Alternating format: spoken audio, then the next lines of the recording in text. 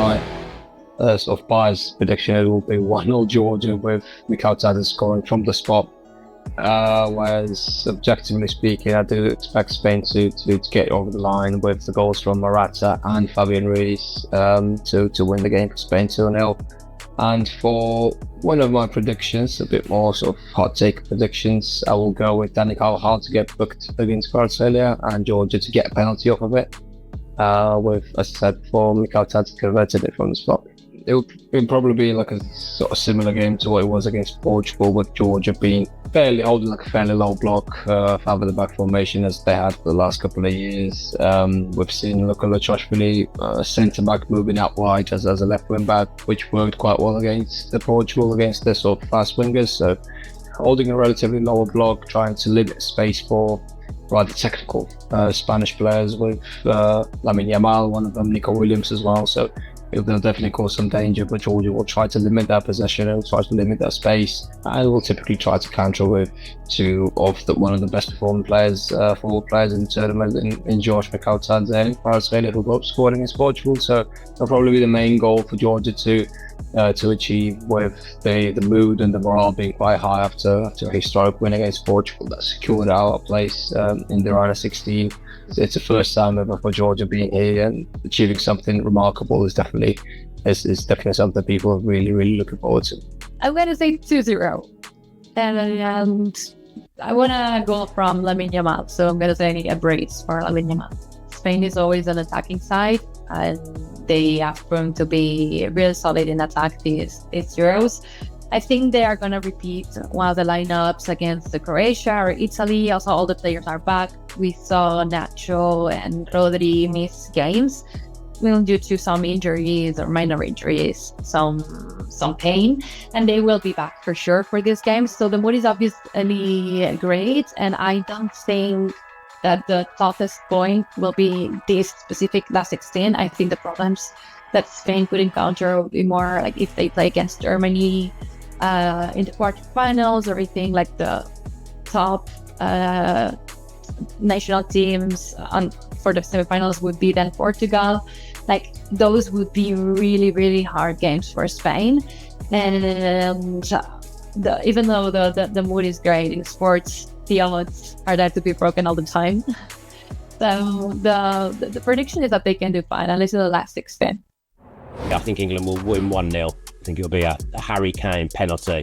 My wacky bet would be there to be a penalty in the game and for a player to be sent off. The positive thing is they're not conceding goals. If you're not conceding goals, you've always got a chance of progressing and getting yourself through a tournament. But they've got to find that finishing touch. We've almost seen every kind of midfield and attacking player on the pitch at some point during the tournament after that third game. But like I said earlier, it's kind of easy hoping that something sticks and something works, rather than him having a clear tactical direction.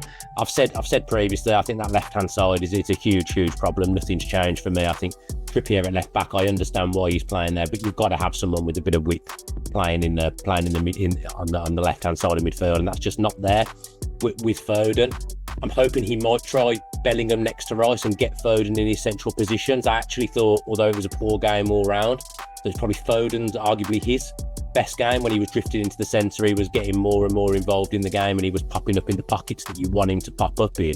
But then when he's doing that, there's a massive void on the left-hand side. And the way England are playing at the moment, the fullbacks need to bomb on. They're not. If the fullbacks aren't bombing on, John Stones needs to step into midfield. He's not doing that.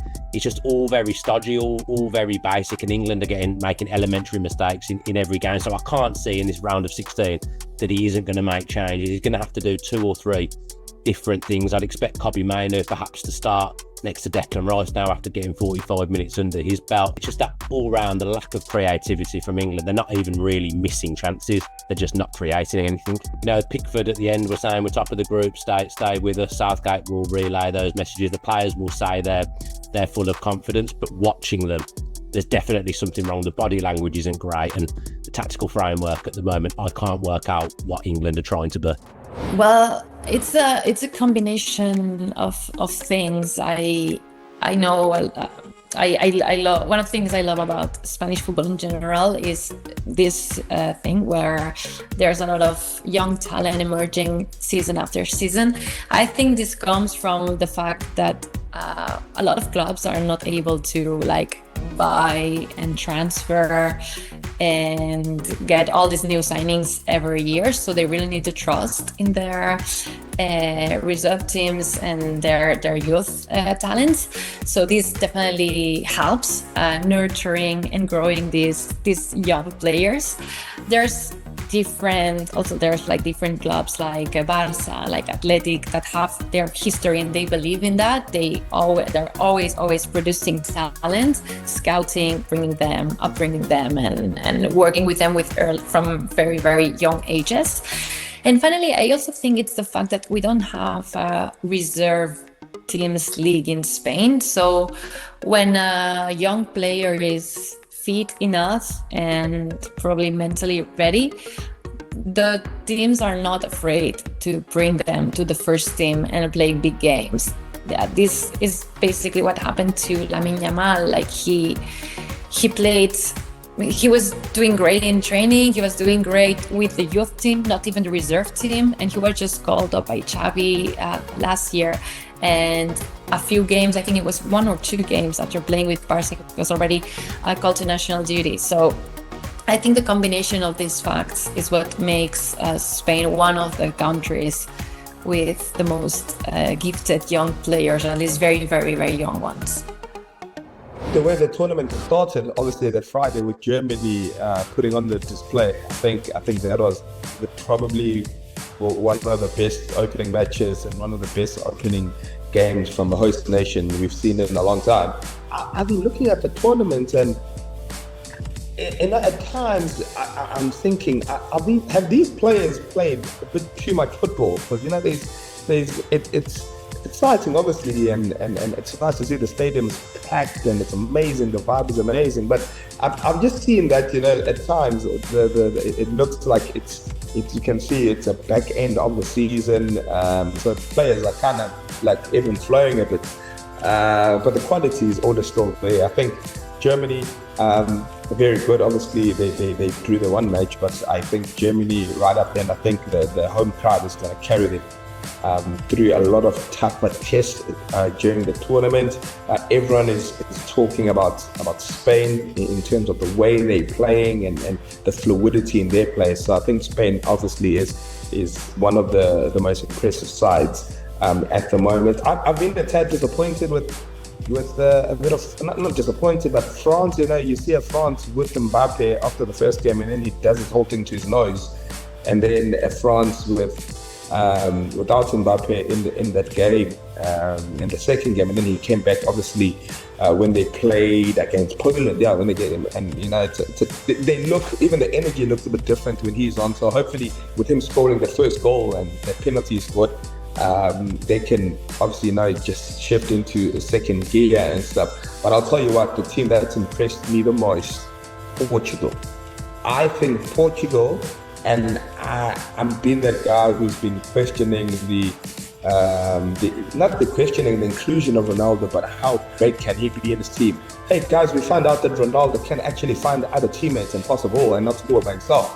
And I think, at the age of late 30s, to see that guy doing that, probably in the nicest way, the greediest footballer in front of goal. So those are the teams for me: Germany, Portugal, and Spain. I say England winning the Euros. No, not at the moment. Unfortunately, something would have to change drastically over the next few days for me to change my mindset.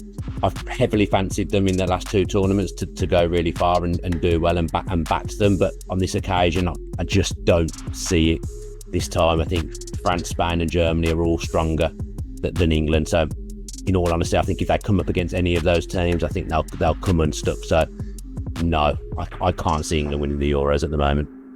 And I see France winning the Euros. If you look at what happened with Italy during the previous edition, where they were not amazing during the group stage and they struggled as well. I think they even qualified and being third of the group, actually the best third of the group. So again, group stage wise, what we broadcasted, we showed to the people until now, it's not looking good. I see Spain playing better. I see Germany playing better. But we have European pedigree. It's like Real Madrid in the Champions League. Even if they're losing 2-0 until the 70th minute or 80th minute, you know they can win the game. So I believe in my team. I believe in my country. I think we can win it. I think we can reach the final. I think we can. Winning the final will be a different story. But I think we have the squad and the tools to reach the Euros final, 100%. I ain't stopping till I